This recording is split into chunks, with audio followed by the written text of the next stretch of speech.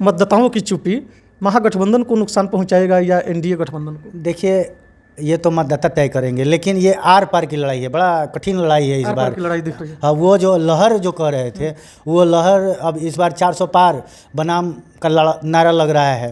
तो 400 पार अगर हो रहा है तो फिर ठीक है।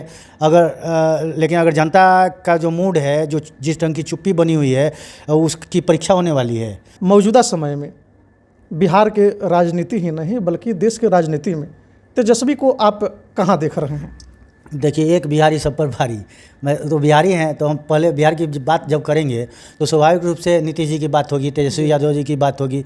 तो बिहार जो है पूरे देश की राजनीति में प्रभावकारी है। इस बार भी बिहार की भूमिका पूरे देश स्तर पर चर्चा में रहेगी और सरकार बनाने में भी अपना रुख, अपनी भूमिका तय करेगा। बिहार अपनी गरिमा को वापस करने के जद्दोजहद में है। तो नीतीश जी हों या तेजस्वी, इससे फ़ायदा बिहार को मिल रहा है। तो हम ये चर्चा तो ज़रूर करेंगे कि कैसे, मैंने अभी आपने कहा कि एयरपोर्ट के बारे में, तो उस दोनों लोग चर्चा कर रहे हैं। जैसे रक्सौल की उपेक्षा नहीं की जा रही है, उसी तरह इस बार बिहार की उपेक्षा संभव नहीं है। एक बिहारी 100 पर भारी, इसका मतलब हम नहीं समझे, दर्शकों को थोड़ा बता दीजिए। एक बिहारी 100 पे भारी का मतलब? एक बिहारी, मैंने वही कहा कि बिहार के जो नेता हैं इस बार निर्णायक और असरदार भूमिका में हैं। ऐसा तो नहीं कि आप तेजस्वी को डेडिकेट? देखिए, इशारा नाम खोल करके क्या बताना है, लेकिन अब बताइए कि नेता पक्ष हो या फिर मुख्यमंत्री हों, टक्कर दे रहे हैं दोनों लोग जो है प्रभावकारी भूमिका में हैं। और दोनों के ये जो अपने पहचान, अपने वजूद, अपने क्षमता, प्रभाव की बात करिएगा तो उसी पर चुनाव भी हो रहा है बिहार में। चूँकि एक ओर तो 15 वर्ष से देख रहे हैं, दूसरा ओर के एक नए कैंडिडेट हैं जिनको 15 दिन पहले टिकट मिला है और वो जो है मैदान में है, लगातार वो भी दौरा कर रहे हैं जब से उनको सिंबल मिला। और वो जो है साफ सुथरी छवि है उनकी, नो डाउट, कि इस बार तेजस्वी यादव ने, नेता प्रतिपक्ष राजद, उन्होंने अपने मैनिफेस्टो में इसको शामिल किया है कि हम रक्सौल एयरपोर्ट को चालू करें। हमारी सरकार बनेगी तो रक्सौल एयरपोर्ट को भी चालू करें। ये रक्सौल के जनता की जीत है। पहली बार किसी पार्टी ने जो है मैनिफेस्टो में शामिल किया है कि रक्सौल एयरपोर्ट को चालू करेंगे। और यहाँ जो विधायक है प्रमोद कुमार सिन्हा जी, उन्होंने प्रेस कॉन्फ्रेंस करके कहा कि बहुत जल्द एयरपोर्ट चालू होगा, हमारी सरकार पहल कर रही है। तो क्या स्थिति है अभी? जो पहले जो रक्सौल समस्याओं से घिरा हुआ रहता था, जाम की समस्या बनी रहती थी, क्लिंकर की समस्या बनी रहती थी, तो इसमें कुछ बदलाव हुआ है कि नहीं? देखिए, बदलाव तो जो है शाश्वत ये है कि मतलब बदलाव है। आदमी जब है तो परिवर्तन होगा, समय का भी परिवर्तन होगा। परिवर्तन तो हुआ है, लेकिन जो रक्सौल सोचता है वैसा परिवर्तन नहीं हुआ। अगर हम तुलना करें बीरगंज से, तो हम एक कस्बाई जगह पर रहते हैं, मतलब जो सुविधा होनी चाहिए वैसा कुछ नहीं है। ये अटल जी के टेन्योर में मॉडल टाउन बनाने के लिए ब्रजेश मिश्रा आए हुए थे, उस समय संयुक्त सचिव थे, और उन्होंने यहाँ सर्वे करके और ये संकेत दिया था कि रक्सौल को मॉडल टाउन बनाया जाएगा। मॉडल टाउन नहीं बन सका। रक्सौल को जिला बनाने की मांग उठती रही है, रक्सौल जिला नहीं बन सका। देखिए, वैसे देखिएगा तो नीतीश जी के कार्यकाल में, एनडीए सरकार के कार्यकाल, जब से नीतीश जी आए तो ग्रामीण क्षेत्रों का ज़्यादा विकास हुआ और सड़कों का जाल बिछा। वैसे तो वो जो है प्रधानमंत्री सड़क योजना यूपीए गवर्नमेंट की दिन थी। डॉक्टर रघुवंश बाबू बिहार से ही थे, वही उस विभाग के मंत्री थे, उन्होंने बहुत काम किया। तो टेन्योर उनको भी संजय जायसवाल जी के साथ काम करने का मौका मिला। तो जब योजना बनी तो उसका लाभ हमारे क्षेत्र को भी मिला। लेकिन अभी जो है इस बार जो है नितिन गडकरी जी के कार्यकाल में जो है एक रक्सौल हल्दिया एक्सप्रेसवे पास हुआ है। हालांकि उसका अभी तक शिलान्यास भी नहीं हुआ। शिलान्यास हो गया है, लेकिन मतलब उसका डेवलपिंग कुछ नहीं हुआ है, निर्माण कार्य शुरू नहीं हुआ है। तो अब वो एक उपलब्धि तो है, लेकिन वो अगर वैसे देखिए तो हमारी नज़र में अब जब धरातल पर प्रोजेक्ट नहीं है तो मान लीजिए कि वो चुनावी वायदा है। अब फिर जब तक पूरा नहीं होता है तो जनता तो जो देखेगी वही बोलेगी। 2 ओवरब्रिज है रक्सौल का, मेन रोड का और परेवा गुमटी का 2 ओवरब्रिज है। दोनों की स्थिति देखिए कि वो पास है। वो लालू यादव के समय 2004 में जब रघुनाथ झा जी यहाँ के सांसद थे, उनके नेतृत्व में यह शिलान्यास हुआ। लालू जी ने खुद शिलान्यास दोनों का सुनने में दोनों का। और उसका जो है पट्टिका जो है, मतलब वो शिलान्यास पट्ट, वो आज जाके देखिए स्टेशन पर लगा हुआ है। लेकिन प्रगति क्या हुई? और विडम्बना देखिए, जब संजय जायसवाल जी जीते तो उन्होंने संसद में आवाज़ उठाई। संसद में उठने के बाद ये हुआ कि बिहार एनओसी नहीं दे रही है। फिर हुआ कि नहीं, इसको हम बनाएंगे। अब देखिए कि वित्त राज्य मंत्री उन्होंने जो बजट में प्रावधान किया, वो आप देखे होइएगा 1-1 रुपया के शायद, 1-1 हज़ार रुपये के शायद प्रावधान है। बताइए, यह मजाक नहीं है तो और क्या है? 2024 के लोकसभा चुनाव के प्रचार प्रसार का अंतिम रूप दिया जा चुका है। हमने बिहार के कई सारे लोकसभा क्षेत्रों में घूम घूम कर आम पब्लिकों का, आम मतदाताओं का हमने जिज्ञासा जानने का प्रयास किया कि आखिर पब्लिकों के मन में इस बार के लोकसभा चुनाव में क्या चल रहा है। इसी कड़ी में हमारी मुलाकात पश्चिमी चंपारण लोकसभा क्षेत्र के रक्सौल अनुमंडलीय क्षेत्र के वरिष्ठ पत्रकार दीपक अग्निरथ जी से मुलाकात हुई है। हमने आम पब्लिकों का तो मोमेंट जान लिया है कि आखिर आम पब्लिकों के मन में क्या चल रहा है, लेकिन पत्रकारों से भी हम जानने का प्रयास कर रहे हैं कि आखिर इस लोकसभा क्षेत्र के मतदाता लोग इस बार के लोकसभा चुनाव में क्या चाह रहे हैं, इस बार के चुनाव में लोगों का मत किधर पड़ेगा। इस पर विशेष चर्चा करने के लिए हमारे साथ दीपक जी हैं, इनसे हम चर्चा करेंगे। सबसे पहले दीपक जी, आपका स्वागत है हमारे चैनल में। नमस्कार। चलिए दीपक जी, आप कई दशकों से इस क्षेत्र में पत्रकारिता कर रहे हैं, रक्सौल अनुमंडलीय क्षेत्र के वरिष्ठ पत्रकार भी हैं, दशकों से आप इस प्रोफेशन से जुड़े हुए हैं। लोकसभा का चुनाव कल 25 मई के दिन है, कल शनिवार का दिन है और प्रचार प्रसार का जो है अंतिम रूप दिया जा चुका है। कल ही प्रचार प्रसार थम गया है, लेकिन हम आपसे जानने का प्रयास करेंगे कि आखिर इस बार के लोकसभा चुनाव में पश्चिम चंपारण लोकसभा क्षेत्र के मतदाताओं के मन में क्या चल रहा है। परिवर्तन की लहर है या फिर से वहीं बरकरार रहेंगे जो कि इसके पहले सांसद संजय जायसवाल थे, फिर से वहीं चुनाव जीतेंगे या परिवर्तन होने की गुंजाइश दिख रही है। देखिए, इस समय 2024 में चुनाव हो रहा है और छठे चरण का चुनाव पश्चिम चंपारण में कल होने वाला है। पूरे देश में चुनाव दो ध्रुव में बटा हुआ है, एक इंडिया और दूसरा एनडीए। एनडीए सत्तारूढ़ है, सत्ता के खिलाफ स्वाभाविक नाराज़गी तो रहती ही है, पहले भी रही है। इसमें सबसे महत्वपूर्ण ये है कि इस बार वोटरों में वो खासा उत्साह नहीं दिख रहा है जो 2014 और 2019 में दिखा था, और वोटर जो है चुप हैं। वोट का प्रतिशत गिरा हुआ है, जिसके लेकर के चुनाव आयोग भी परेशान है। लगातार मॉनिटरिंग करने की कोशिश हो रही है, सत्ता भी ये लगी हुई है कि वोट का प्रतिशत बढ़े। तो आप देखिएगा कि पिछले 2019 के चुनाव में 62% मतदान जो है पश्चिम चंपारण में हुआ था, ये सबसे ज़्यादा था बिहार में। और उससे 2014 में 60.49% चुनाव हुआ था। इस बार बड़ा चैलेंज है कि वोट का प्रतिशत कितना रहता है। यदि वोट का प्रतिशत गिरा तो स्वाभाविक रूप से उसका खामियाजा दलों को उठाना पड़ेगा। और ये तो स्पष्ट है कि इंडिया गठबंधन और एनडीए गठबंधन में लड़ाई है। यहाँ सत्तारूढ़ जो है एनडीए गठबंधन से डॉक्टर संजय जायसवाल जी प्रत्याशी हैं और वो 3 टर्म से यानी कि हैट्रिक लगा चुके हैं और चौथी बार के लिए वो चुनाव मैदान में हैं। उनके बारे में जो स्टार प्रचारक यहाँ आए, जैसे नीतीश कुमार आए, अमित शाह जी आए, मोदी जी आए, योगी जी आए, बहुत सारे लोग आए और उन लोगों ने संकेत दिया कि अगर ये जीतते हैं तो इनकी बड़ी भूमिका होगी सरकार में। संकेत ये भी दिए गए कि इनको मंत्री बना दिया जाएगा।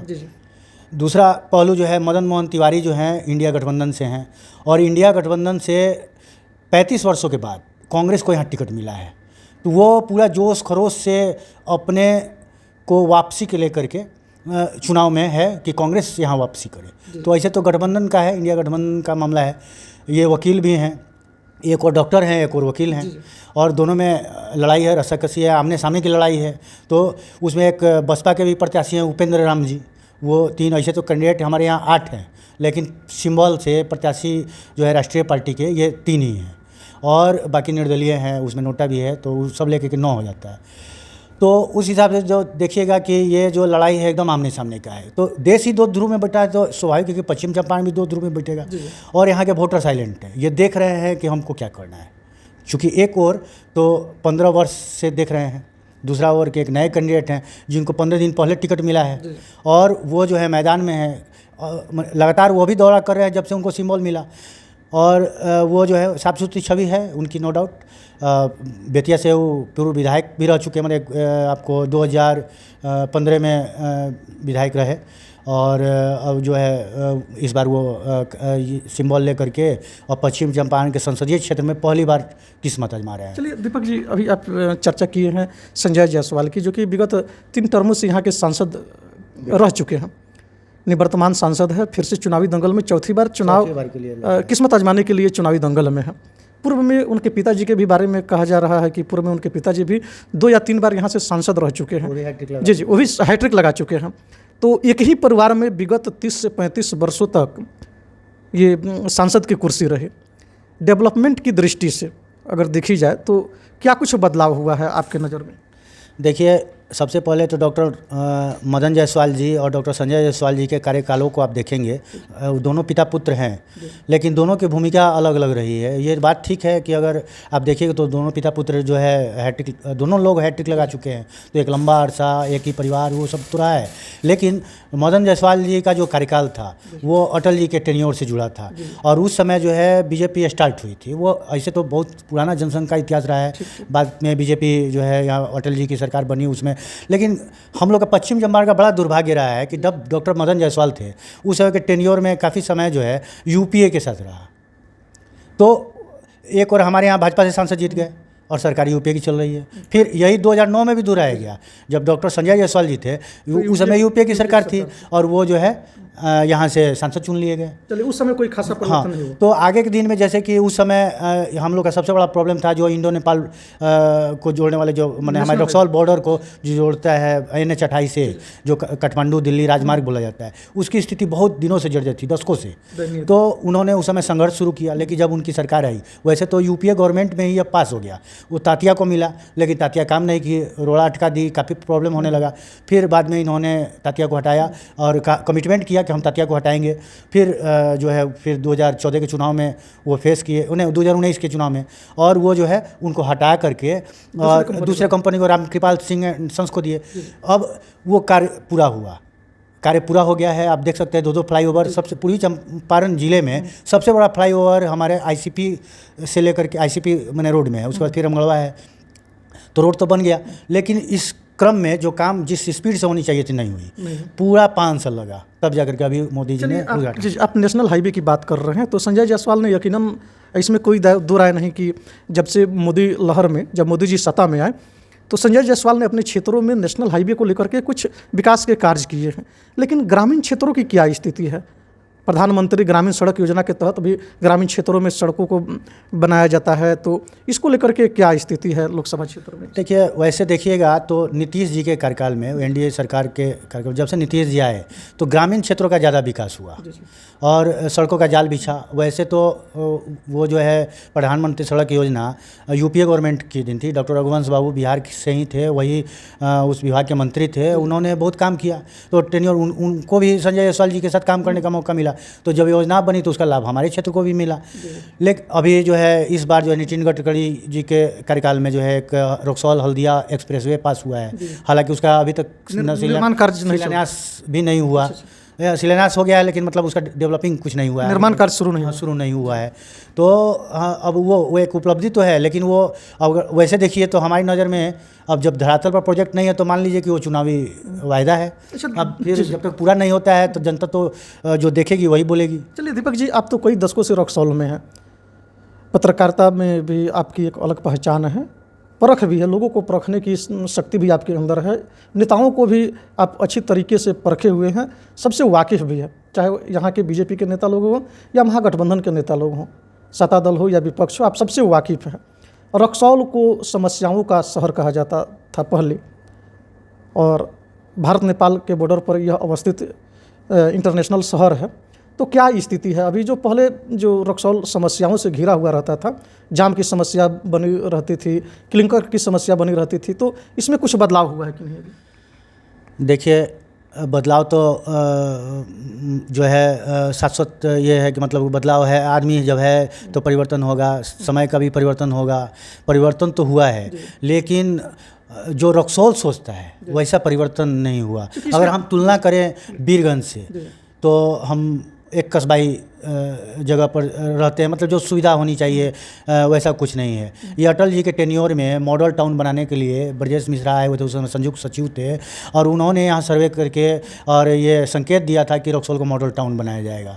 मॉडल टाउन नहीं बन सका, रक्सौल को जिला बनाने की मांग उठती रही है, रक्सौल जिला नहीं बन सका। अब देखिए बगल में बीरगंज को, वो मध्य प्रदेश की राजधानी के दौड़ में था, ठीक है, नहीं बना, वो नेपाल की आर्थिक नगरी है, उसकी तुलना में देखिए तो हमारे यहाँ क्या आर्थिक माने औद्योगिकरण जो होना चाहिए था बॉर्डर पर, उस ढंग का तो कुछ नहीं दिखता। यानी कि रक्सौल और बीरगंज में कोई तुलना ही नहीं? कोई तुलना नहीं है। और यहाँ के जनप्रतिनिधि आप बोलते हैं कि अगर तुलना करना है तो उनका बेंगलुरु से तुलना कीजिए, मुंबई से तुलना कीजिए बीरगंज का, आप उसका तुलना नहीं कीजिए। लेकिन मेरा अपना मानना है कि 25-30 बरस पहले बीरगंज रक्सौल पर डिपेंड था।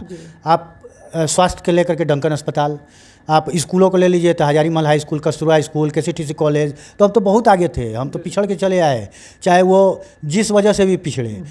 यहाँ के जनप्रतिनिधियों को अब ये चाहिए कि इस पर कारगर नीति बनाए और एक मैनिफेस्टो लेके आना चाहिए था कि रक्सौल को हम उन्नत शहर बनाएंगे, स्मार्ट सिटी बनाएंगे। रक्सौल शहर की बात नहीं, ये पूरे बॉर्डर की बात है कि जिस ढंग से बिहार नेपाल सीमा का पिछड़ेपन है, नीतीश कुमार तो खुद मांग करते रहे हैं कि विशेष राज्य का दर्जा दिया जाए। तो विशेष राज्य का दर्जा किस आधार पर मांगते हैं? वो बाढ़ पर मांगते हैं, वो सीमाई क्षेत्र के पिछड़ेपन पर मांगते हैं, राज्य के पिछड़ेपन पर मांगते हैं। तो सीमा क्षेत्र के विकास के लिए नीतीश कुमार ने जी भी क्या किया है? यानी कि मिला जुला करके कि जो मुकम्मल विकास होनी चाहिए रक्सौल का, वो आपके दृष्टिकोण से नहीं हुआ है। अब देखिए, सबसे बड़ा मुद्दा है रक्सौल के ओवरब्रिज का। परेवा गुमटी 28 दो ओवरब्रिज है रक्सौल का मेन रोड का और परेवा गुमटी का, 2 ओवरब्रिज है। दोनों की स्थिति देखिए कि वो पास है। वो लालू यादव के समय 2004 में जब रघुनाथ झा जी यहाँ के सांसद थे, उनके नेतृत्व में यह शिलान्यास हुआ। लालू जी ने खुद शिलान्यास दोनों का सुनने में आया कि दोनों का। और उसका जो है पट्टिका जो है, मतलब वो शिलान्यास पट्ट, वो आज जाके देखिए स्टेशन पर लगा हुआ है। लेकिन प्रगति क्या हुई? और विडम्बना देखिए, जब संजय जायसवाल जी जीते तो उन्होंने संसद में आवाज़ उठाई। संसद में उठने के बाद ये हुआ कि बिहार NOC नहीं दे रही है, फिर हुआ कि नहीं इसको हम बनाएंगे। अब देखिए कि वित्त राज्य मंत्री जो हैं, उन्होंने जो बजट में प्रावधान किया, वो आप देखे होइएगा 1-1 रुपया के शायद कि 1,000 रुपया के शायद प्रावधान है। बताइए, यह मजाक नहीं है तो और क्या है? रक्सौल की जनता चाहती है कि ओवरब्रिज दीजिए, आप उसको फाइल में जिंदा रखते हैं। ये जो है बड़ा मुद्दा है। ये तो लगता है कि रक्सौल, लोग कहता है कि रक्सौल लाइन ओह पार, उसका स्थिति जाके देखिए ना, पूरा लगता है कि गाँव ही का स्थिति है। जबकि उस इलाके में स्टेशन है, इंडियन ऑयल का डिपो है, उधर कस्टम है, वो उधर मेन इंटरनेशनल बॉर्डर है। और वो जो हमारे शहर से कटा रहता है, अगर जाम, वो ट्रेन आनी हो और ढाला गिर जाए तो घंटा जाम लगा रहता है, मरीजों की मौत हो जाती है, बच्चे फंसे रहते हैं स्कूल बस में। तो क्या ट्रेजेडी है। अब ये तो अब इस मुद्दे को केंद्र सरकार ने उपेक्षा की है। ये जनप्रतिनिधि की मैंने उदासीनता तो है इस पर। आप संघर्ष किए लेकिन सफलता नहीं मिली। चलिए दीपक जी, जब भी लोकसभा या विधानसभा का चुनाव होता है तो अक्सर रक्सौल चर्चा का विषय बन जाता है। यहाँ एक ऐसी चीज़ है जो हमेशा सुर्खियों में बनी रहती है, रक्सौल का एयरपोर्ट। तो रक्सौल एयरपोर्ट को लेकर के अभी तक रक्सौल एयरपोर्ट का जो निर्माण कार्य शुरू हुआ है कि नहीं हुआ है, उसके बारे में थोड़ा आप हमारे दर्शकों को बताने का प्रयास करें। देखिए, मुझे हंसी आती है जब ये सवाल होता है कि रक्सौल एयरपोर्ट पर चर्चा शुरू होती है। रक्सौल एयरपोर्ट तो ऑलरेडी 1962 की लड़ाई के आसपास बन चुका था। भारत चीन का जब युद्ध हुआ, उसके बाद यहाँ ज़रूरत थी सामरिक महत्व को देखते हुए कि चाइना से वार हो सकता है। उस समय की सरकार ने पहल किया और ये उस समय दमदम के सरीका, मतलब पश्चिम बंगाल का जो दमदम का एयरपोर्ट था, उतना बड़ा तो नहीं था लेकिन उस स्तर का था कि अगर वायुसेना जो है उसकी विमान यहाँ लैंडिंग करे, अगर सामरिक महत्व से अगर लड़ाई छिड़ जाए तो हम ये करें। तो बाद में उसकी ज़रूरत नहीं पड़ी, उपेक्षित हो गया। तो एयरपोर्ट ऑलरेडी है, यहाँ लोगों ने डिमांड किया कि भाई एयरपोर्ट को चालू करो। एयरपोर्ट तो है, यहाँ से हवाई यात्रा चालू करो, एयरपोर्ट से प्लेन की सेवा चालू हो। अब पहले थी यहाँ, भागलपुर के लिए भी चली, पटना के लिए सेवा मिली, तो इसको चालू करने की ज़रूरत है। इसको कई तरह से कनेक्टिविटी से जब जोड़ने की बात हमारे PM मोदी करते हैं, उन्होंने PM पैकेज के तहत इसके लिए प्रावधान भी किया है, उसका घोषणा भी हुआ है कि चालू करेंगे। लेकिन उसके साथ कई विकल्प थे। एक तो रक्सौल एयरपोर्ट को चालू करना बहुत ज़रूरी है, उसकी पहल भी हो रही है। और सबसे बड़ी बात हम आपको याद दिलाएंगे कि इस बार ये एयरपोर्ट रक्सौल का बड़ा मुद्दा बना हुआ है। केंद्र सरकार ने घोषणा की, पैकेज भी दे रखा है कि हम इसको चालू करेंगे, उसकी पहल भी की है। उसके बाद उसमें कार्य भी शुरू हुआ है, अंदरूनी स्तर पर वो सब काम, रिपेयरिंग वगैरह इस टाइप का काम शुरू हो चुका है। उसके बाद दूसरा उसका पहलू है कि इस बार तेजस्वी यादव ने, नेता प्रतिपक्ष राजद, उन्होंने अपने मैनिफेस्टो में इसको शामिल किया है कि हम रक्सौल एयरपोर्ट को चालू करें। हमारी सरकार बनेगी तो रक्सौल एयरपोर्ट को भी चालू करें। ये रक्सौल के जनता की जीत है। पहली बार किसी पार्टी ने जो है मैनिफेस्टो में शामिल किया है कि रक्सौल एयरपोर्ट को चालू करेंगे। और यहाँ के विधायक है प्रमोद कुमार सिन्हा जी, उन्होंने प्रेस कॉन्फ्रेंस करके कहा कि बहुत जल्द एयरपोर्ट चालू होगा, हमारी सरकार पहल कर रही है, इस बार जब मोदी सरकार आएगी तो इस बार उड़ान शुरू हो जाएगी। चलिए दीपक जी, ये तो डेवलपमेंट पर हम लोग चर्चा किए, ये सब डेवलपमेंट की बातें रही।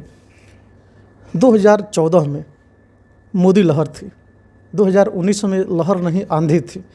तो 2014 और 2019 वाली आंधी या लहर इस चुनाव में आपको हावी दिख रही है कि? देखिए, कभी मोदी जी की लहर थी, पुलवामा का लहर माने असर था। इस बार जो है दो ध्रुव की लड़ाई हो रही है। इसमें जातीय जनगणना का मामला है। देश में जातीय जनगणना के फार्मूले को लागू करने के लिए बात हो रही है। इस बार जो है राम मंदिर के एजेंडे पर चुनाव लड़ा जा रहा है। इस बार मोदी जी के चेहरे पर चुनाव लड़ा जा रहा है। लेकिन इन सब के बाद धरातल पर आप देखिएगा तो प्रत्याशियों से सवाल किए जा रहे हैं। लोग कहते हैं कि अगर मोदी जी हैं तो ठीक हैं, वो रहें, लेकिन हमको भी तो यहाँ लोकल लेवल पर भी काम दिखना चाहिए और ऐसा होना चाहिए। अगर लोग जागरूक हो रहे हैं, लोग सवाल पूछ रहे हैं, लोग चाहते हैं कि नेशनल एजेंडा हो तो लोकल एजेंडा भी हो, लोकल डेवलपमेंट भी हो। ये इस चुनाव में तो हुआ है। और इस बार जो है पब्लिक कॉन्शियस है। वोटर जो है सोच समझ के अपना मूड बना रखी है। हालांकि वो साइलेंट मूड में दिख रही है, लेकिन ये चुप्पी जो है काफ़ी असरदार होगी। किसको नुकसान पहुंचाएगा? मतदाताओं की चुप्पी महागठबंधन को नुकसान पहुंचाएगा या एनडीए गठबंधन को? देखिए, ये तो मतदाता तय करेंगे, लेकिन ये आर पार की लड़ाई है, बड़ा कठिन लड़ाई है इस बार की लड़ाई दिख रही है। हाँ, वो जो लहर जो कह रहे थे, वो लहर अब इस बार 400 पार बनाम का नारा लग रहा है। तो 400 पार अगर हो रहा है तो फिर ठीक है। लेकिन अगर जनता का जो मूड है, जो जिस ढंग की चुप्पी बनी हुई है, उसकी परीक्षा होने वाली है कि जनता इस बार क्या कर रही है। तो जी अभी आप डेवलपमेंट को लेकर के बीजेपी के घोषणा पत्र के भी बारे में आप चर्चा की है कि बीजेपी ने भी अपने घोषणा पत्र में रक्सौल एयरपोर्ट को चालू कराने के लिए, हवाई यात्राएं चालू करवाने के लिए बीजेपी ने घोषणा की है। महागठबंधन ने भी, तेजस्वी ने भी इस बात का जिक्र किया है, रक्सौल एयरपोर्ट के डेवलपमेंट का जिक्र किया है। तो जिसमें आपने तेजस्वी की चर्चा की, मौजूदा समय में बिहार के राजनीति ही नहीं बल्कि देश के राजनीति में तेजस्वी को आप कहाँ देख रहे हैं? देखिए, एक बिहारी सब पर भारी। मैं तो बिहारी हैं, तो हम पहले बिहार की बात जब करेंगे तो स्वाभाविक रूप से नीतीश जी की बात होगी, तेजस्वी यादव जी की बात होगी। तो बिहार जो है पूरे देश की राजनीति में प्रभावकारी है। इस बार भी बिहार की भूमिका पूरे देश स्तर पर चर्चा में रहेगी और सरकार बनाने में भी अपना रुख, अपनी भूमिका तय करेगा। बिहार अपनी गरिमा को वापस करने के जद्दोजहद में है। तो नीतीश जी हों या तेजस्वी, इससे फ़ायदा बिहार को मिल रहा है। तो हम ये चर्चा तो ज़रूर करेंगे कि कैसे, मैंने अभी आपने कहा कि एयरपोर्ट के बारे में, तो उस दोनों लोग चर्चा कर रहे हैं। जैसे रक्सौल की उपेक्षा नहीं की जा रही है, उसी तरह इस बार बिहार की उपेक्षा संभव नहीं है। एक बिहारी 100 पर भारी, इसका मतलब हम नहीं समझे, दर्शकों को थोड़ा बता दीजिए। एक बिहारी 100 पे भारी का मतलब? एक बिहारी, मैंने वही कहा कि बिहार के जो नेता हैं इस बार निर्णायक और असरदार भूमिका में हैं। ऐसा तो नहीं कि आप तेजस्वी को डेडिकेट? देखिए, इशारा नाम खोल करके क्या बताना है, लेकिन अब बताइए कि नेता पक्ष हो या फिर मुख्यमंत्री हों, टक्कर दे रहे हैं। दोनों लोग जो है प्रभावकारी भूमिका में हैं। और दोनों के ये जो है अपने पहचान, अपने वजूद, अपने क्षमता, प्रभाव की बात करिएगा तो उसी पर चुनाव भी हो रहा है बिहार में। चलिए दीपक जी, लास्ट आपसे मेरा सवाल रहेगा, बिहार की सियासत हो, चुनाव हो या सियासत हो, इसमें जातीय समीकरण फैक्टर न हो, ये हो नहीं सकता है। यहाँ महागठबंधन ने जो विक्टिम कार्ड खेला है, ब्राह्मण कार्ड जो खेला है, क्या लग रहा है महागठबंधन के द्वारा ब्राह्मण कार्ड खेलना एज ए पत्रकार के रूप में, चूँकि न पक्ष में न विपक्ष में, पत्रकार दूरदर्शी भी होता है और निष्पक्ष भी होता है, पत्रकार दूरदर्शी भी होता है, निष्पक्ष भी होता है, तो एज ए पत्रकार के रूप में आपको क्या लग रहा है? महागठबंधन ने जो यहाँ कार्ड खेला है, ब्राह्मण कार्ड, उसमें महागठबंधन सफल होता हुआ दिख रहा है आपको? देखिए, आप जब पार्टी की बात करते हैं, कांग्रेस पार्टी की बात करते हैं कि आपने कहा कि ब्राह्मण कार्ड खेला गया है, तो चर्चा में तो है कि ब्राह्मण कार्ड खेला गया है। और इस क्षेत्र में जो है आप एक काफ़ी लंबे समय तक, जैसे कमलनाथ तिवारी जी यहाँ के प्रथम सांसद थे और वो ब्राह्मण थे, उसके बाद से केदार पांडे जी बने, उसके बाद मनोज पांडे जी बने, तो ये सब लोग ब्राह्मण थे। रघुनाथ झा जी भी बने। उसके बाद के कार्यकाल को अगर देखिएगा तो जो लड़ाई होती रही, जो डॉक्टर मदन जायसवाल से भी हुई, संजय जायसवाल से भी हुई, उस समय राजन तिवारी जी भी यहाँ चुनाव लड़े हैं, प्रकाश झा जी भी चुनाव लड़े हैं, तो दोनों लोग तो ब्राह्मण ही थे। तो 2009 के बाद से देखिए तो लगातार वो डॉक्टर संजय जायसवाल जी 3 टर्म सांसद रहे और वो हैट्रिक लगा चुके। उस समय उन्होंने मदन जायसवाल जी को हराने वाले रघुनाथ झा जी को भी उन्होंने चुनाव हराया है, प्रकाश झा जी को 2 दफ़े हराया है, साधु यादव, लालू यादव के साले को भी, हाँ, उन्होंने हराया, साधु यादव को भी हराया। वो तो एक फैक्टर थे, उनके हारने से भी चुनाव का समीकरण बदला। तो क्या लग रहा है इस बार के चुनाव में ब्राह्मण कार्ड खेलना महागठबंधन को फायदा दिला सकता है? देखिए ये तो बड़ा दुर्भाग्यपूर्ण है जब बात होती है ब्राह्मण कार्ड की, जात की, जमात की बात होनी चाहिए। बिहार तो अधिकतर चुनाव के समय में देखा जाता है कि बिहार डेवलपमेंट पे कोई विशेष फोकस नहीं करता है। चुनाव के समय में जातीय समीकरण में बढ़ जाता है। तो बिहार की जब चर्चा हो, चुनाव की चर्चा हो और जातीय समीकरण की बात ना हो तो ये तो हो नहीं सकता है। इसलिए हमने आपसे ये जानने का प्रयास किया कि यहाँ महागठबंधन ने जो कार्ड खेला है उसमें महागठबंधन को बढ़त मिल रहा है कि नहीं। देखिए बड़ा मज़ेदार सवाल पूछे हैं आप कि बिहार में जब बात हो और जातिवाद की बात ना हो, जाति की बात ना हो तो चुनाव की परिचर्चा अधूरी रह जाती है। भाजपा के जो राष्ट्रीय स्तर के नेता थे, एक बार उन्होंने ये चुनावी चर्चा में ये भाषण में, वक्तव्य में अपना कह दिया था कि बिहार के डीएनए में जातिवाद है। जी।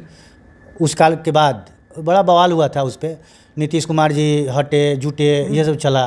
उस पर सवाल उठा कि भाई अगर डीएनए इतना ही खराब है तो भाई क्यों बिहार के साथ मर्ज करते हैं, वो अपने ढंग से आप कीजिए, जमात की राजनीति कीजिए। फिर दूसरा पहलू, इस बार जो है नीतीश कुमार जी तेजस्वी यादव जी के साथ थे। उन्होंने बिहार के जातीय जनगणना की बात कही। उन्होंने प्रधानमंत्री से को भी प्रस्ताव किया कि पूरे देश में लागू किया जाए। उन्होंने जातीय जनगणना करा दी। उस समय महागठबंधन थी और इस बार ये नेशनल एजेंडा बना हुआ है। आपको नेशनल कांग्रेस ने ये जो है आपको जातीय जनगणना को पूरे देश में लागू करने की बात कही है। जो तर्क दिया जा रहा है उसमें यह है कि भाई जातीय जनगणना इसलिए ज़रूरी है कि ये जातीय माने हमारी जितनी आबादी उतनी हमारी भागीदारी, उस हिसाब से ये बात की जा रही है कि पहले उसका सर्वे हो, जो जाति पिछड़ा हो उसको जो है आप महत्व दीजिए, उसको मुख्य धारा में लाने की कोशिश कीजिए। तो ये तो ऑटोमेटिकली ये प्रभावकारी हो गई है। नीतीश जी उधर से है, आज एनडीए में है, वो अपने चुनाव में ये कह रहे हैं कि मैं 50% आरक्षण था, मैंने उसको 65% किया। केंद्र सरकार ने जो है सवर्णों के लिए 10% आरक्षण का प्रावधान किया है, सब लेकर के 75% है। तो एनडीए भी यही बात कर रही है और कांग्रेस ने भी अपने एजेंडा में यही लाया है कि भाई मैं देश स्तर पर जो है इस को मैं लागू करूँगा। तो आप इससे उठने की बात सोच रहे हैं तो ये कैसे संभव है? और जातीय जनगणना की बात कीजिएगा तो इसकी इस चुनाव में परीक्षा होने वाली है। अगर ब्राह्मण कार्ड की बात करिए तो ब्राह्मण है तो वैसे भी है, यहाँ जो कैंडिडेट है, दूसरे जो कैंडिडेट है वैसे हैं। अब एक और आप जब गोलबंदी अगर जातीय की बात करिएगा तो एक और अपर कास्ट की गोलबंदी अगर हो रही है तो दूसरे ओर कहिएगा पिछड़े की गोलबंदी शुरू हो जाएगी। तो चुनाव तो अगर इस मोड में अब चुनाव करिएगा तो इसका परिणाम क्या होगा? और जो हम लोग जैसे लोग क्या चर्चा करें, इस पर चर्चा करना बेमानी है। और हम लोग तो ये चाहते हैं कि जमात की राजनीति हो, विकास की राजनीति हो, मुद्दों की बात हो। ये जातीय जनगणना अगर आर्थिक फ़ायदा देना है, सामाजिक फ़ायदा देना है तो वो तो ज़रूरी है, ठीक है, वो होना चाहिए। अब आरक्षण को मिटाने की बात हो रही है, आरक्षण को लाने की बात हो रही है, संविधान बचाने की बात हो रही है, उसी मुद्दे पर पूरा देश बटा हुआ है। चलिए फाइनली अब हम संवाद को ख़त्म करेंगे एक सवाल लेकर के। आपसे अंतिम मेरा सवाल रहेगा, ये इस बार के लोकसभा चुनाव में चंपारण के लोगों के मन में क्या चल रहा है? क्योंकि हमने शुरू में भी पूछा था, लास्ट में भी हमने शुरू में भी पूछा था, लास्ट में भी पूछ रहे हैं, चंपारण के लोग यकीनन क्या चाह रहे हैं? बदलाव चाह रहे हैं या जो है उसी को बरकरार रखने की चंपारण के जो मतदाता लोग हैं वो सोच रहे हैं, या कांटे की टक्कर दिख रहा है आपके दृष्टिकोण से? देखिए, चंपारण की जब चर्चा करते हैं तो देश में बहुत ही महत्वपूर्ण जगह है, गांधी की कर्मभूमि रही है। जब भी कोई बड़े देश के नेता जो हैं अभियान शुरू करते हैं तो वो चंपारण को चुनते हैं। चंपारण के लोग जब हुंकार भरते हैं तो देश में भारी परिवर्तन होता है। हाँ, तो इस बार हम ये कहेंगे कि चंपारण बहुत महत्वपूर्ण है। चंपारण देश की राजनीति में दशा दिशा तय करती रही है और हम चाहेंगे कि यहाँ के जो मतदाता हैं उसी ढंग से अपना मत दें और भूमिका निभाएं कि ये बहुत परिवर्तनकारी। क्या चाह रहे हैं मतदाता लोग? बदलाव चाह रहे हैं या उसी को बरकरार रखना चाह रहे हैं? देखिए, यहाँ तो कांटे की टक्कर है, कांटे की टक्कर।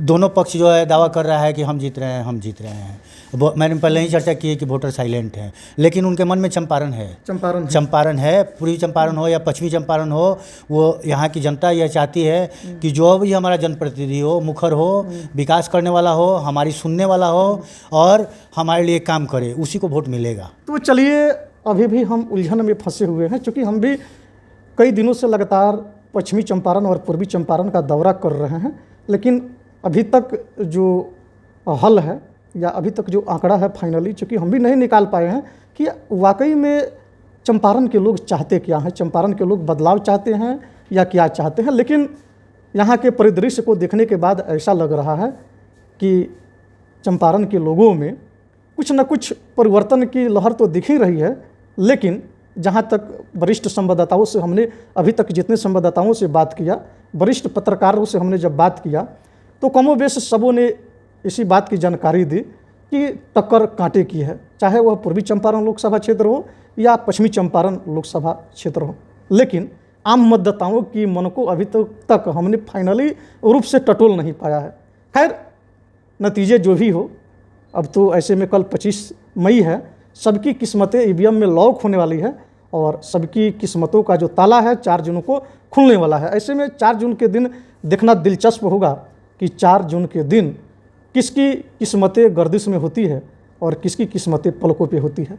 खैर, हमारे साथ आप बने रहिए, फिर मिलेंगे हम अगले वीडियो में अगले वरिष्ठ पत्रकार के साथ और चंपारण के मन को टटोलने का प्रयास करेंगे। मिलते हैं अगले वीडियो में। कैमरामैन अमित के साथ कुमार राकेश, KR मीडिया, मोतिहारी।